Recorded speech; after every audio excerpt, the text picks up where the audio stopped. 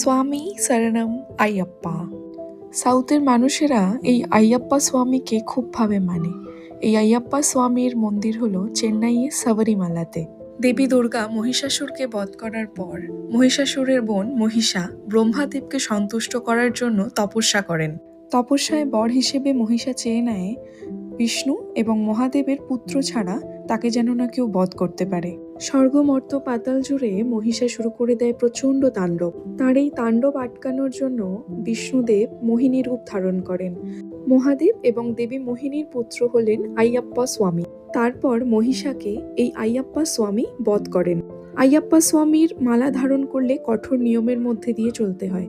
কালো বস্ত্র ধারণ করতে হয়, খালি পায়ে চলতে হয়, নিরামিষ আহার গ্রহণ করতে হয়।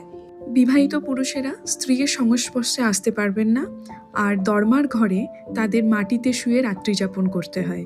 কালো বস্ত্র এবং গলায় মালা ধারণ করার পর তারা মিথ্যে কথা, কোনো কুরুচিকর কথা, অকুত্থ ভাষা উচ্চারণ করতে পারবেন না। সবাইকে স্বামী বলে তাদের সম্বোধন করতে হয়। ৪১ দিন ধরে তাদের এই কঠোর ব্রহ্মচর্য জীবন পালন করার পর তারা চেন্নাইয়ের সাবরিমালাতে গিয়ে পুজো দেওয়ার পর তাদের পুজো সম্পন্ন করে থাকেন।